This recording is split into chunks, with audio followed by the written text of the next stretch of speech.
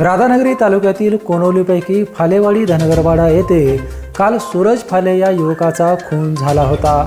या प्रकरणी अटक केलेल्या 4 संशयित आरोपींना न्यायालयाने आज 5 दिवसांची पोलीस कोठडी सुनावली आहे। कोल्हापुरातील सूरज फाले हा शनिवारी आपल्या पत्नीसोबत मूळ गावी फालेवाडा येथे आला होता। त्यावेळी जमिनीच्या कारणावरून गावातील काही जणांसोबत वादावादी झाली। या वादातून 6 ते 7 जणांनी धारदार हत्याराने सूरज यांच्या मानेवर डोक्यावर गंभीर वार केले। त्यामुळे त्यांचा जागीच मृत्यू झाला। सूरजच्या पत्नीलाही मारहाण झाली असून त्या देखील गंभीर जखमी झाल्या आहेत। या प्रकरणी गावातील धोंडीराम फाले, दगडू फाले, विठ्ठल फाले, ज्ञानदेव फाले यांना राधानगरी पोलिसांनी अटक केली आहे।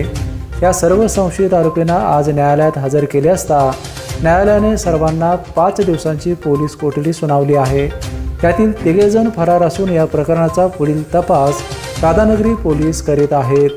पेपेंसाठी राधानगरीहून उत्तम पाटील।